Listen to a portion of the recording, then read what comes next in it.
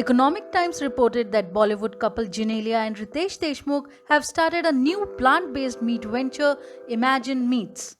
Founders Ritesh and Genelia Deshmukh work closely with the experts to craft dishes and delicacies that cater specifically Indian palates. Genelia says, I have always been focused on the kind of planet we are leaving behind for our children.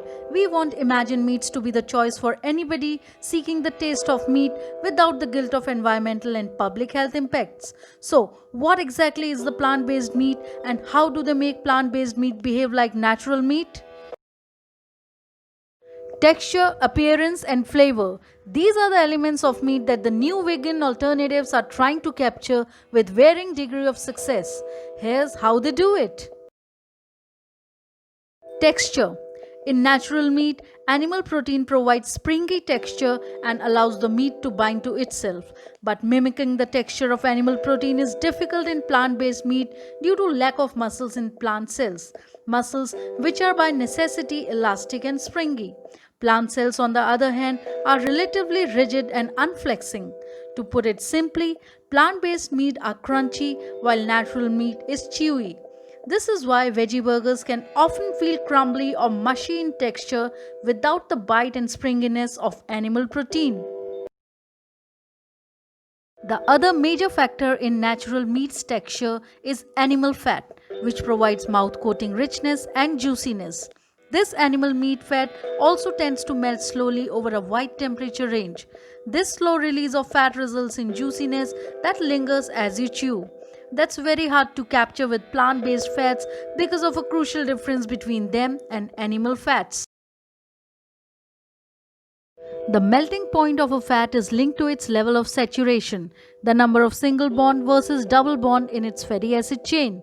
Animal fats tend to be more highly saturated than vegetable fats, usually referred to as oils in culinary circles, which is why beef and pork fat are solid at room temperature, while olive and corn oils are liquid. There are a few exceptions, notably palm and coconut oils, which are highly saturated and thus solid at room temperature.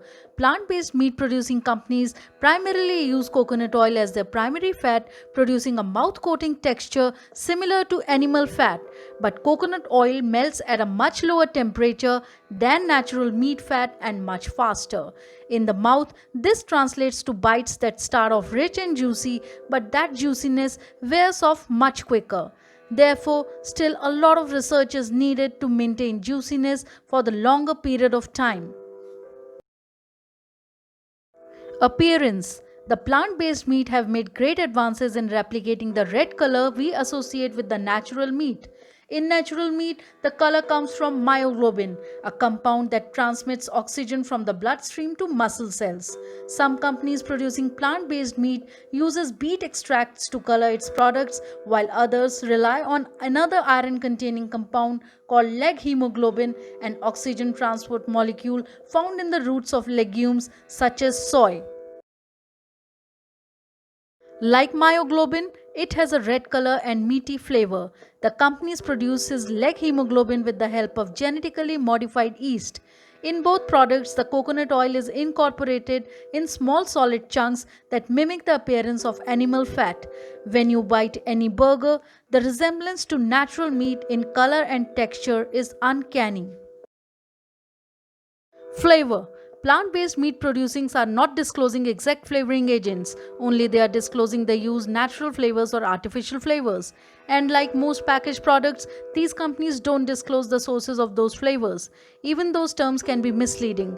Natural and artificial flavors can be chemically identical to each other, but only those chemicals derived from a natural source can be labeled natural regardless of how refined or processed it is. As it does with juiciness, the propensity of plant-based fats to melt quickly makes fat-soluble flavor compounds dissipate in the mouth faster than with natural meat. Plant-based food companies in India are cashing in on the appeal animal-free products have among the world's largest vegetable-eating population. India, with a 26% vegetarian population, is deemed to represent the world's largest vegetable-eating consumer group. The country is also made of several flexitarians. people who are selective about the meat they consume and the days on which they consume, widening the target audience for plant based startups in the country.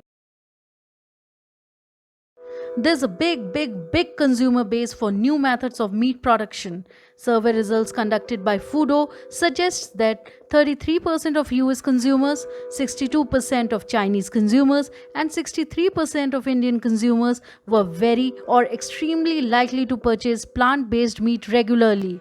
The three most populous countries in the world have robust consumer interest in plant-based and clean meat.